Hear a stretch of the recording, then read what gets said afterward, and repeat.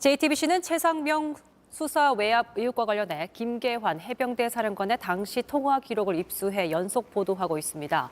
김 사령관이 이번 외압 의혹의 핵심 인물 가운데 한 명인 임기훈 당시 국방비서관과 최상병 사건 이첩이 보류된 지난해 7월 30일 두 차례 통화한 사실이 새롭게 확인됐습니다.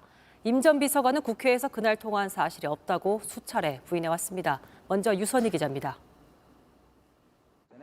임기훈 당시 국가안보실 국방비서관은 국회에서 지난해 7월 31일 김계환 해병대 사령관과 통화한 사실이 없다고 수차례 부인했습니다.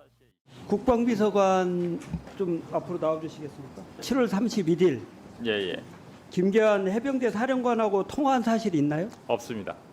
사령관실에서 예. 이제 우리 국방비서관하고 통화하는 내용을 이렇게 봤다 이렇게 지금 하고 있잖아요. 그 박정훈 단장이 언론을 통해서 보았습니다.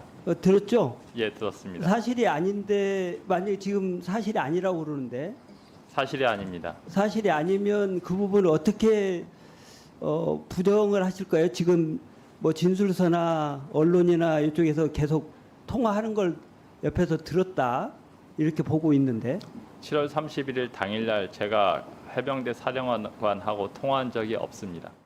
JTBC가 입수한 지난해 7월 31일 김 사령관의 통화 내역입니다. 군 검찰이 상대방 이름을 지워 법정에 냈습니다.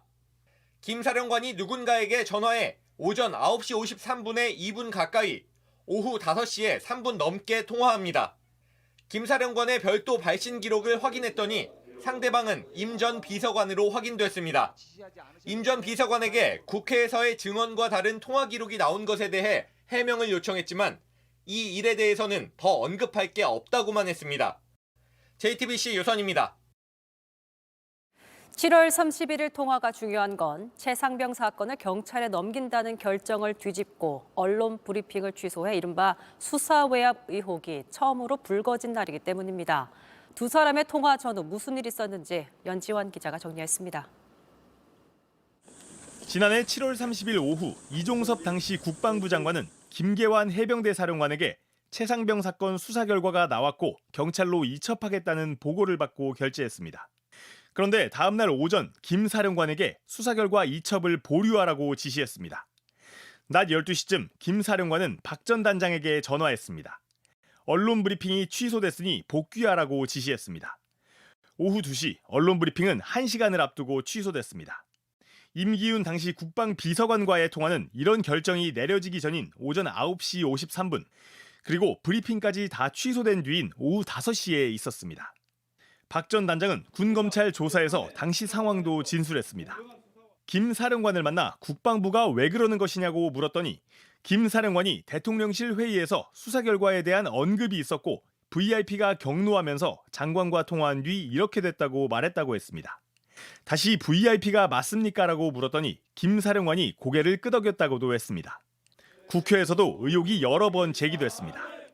31일 상황을 단장은 대노했다는 얘기를 들었다고 그러고 그것도 VIP라고 고개를 끄덕였다고까지 진술하고 있고 당일날 우리 국방비서관하고 통화했다고까지. 이런 의혹에 대해 정부는 사실 무근이라고 부인해왔습니다. 당시 김 사령관과 통화한 임 비서관과 군검찰이 사건을 회수해온 8월 2일 통화한 임종득 국가안보실 2차장은 수사 외압 의혹이 불거진 뒤 얼마 지나지 않은 지난해 9월 초 교체됐습니다. 두 사람의 교체에 대해 대통령실은 최상병 사건과 관계없다고 설명한 바 있습니다. JTBC 연지환입니다.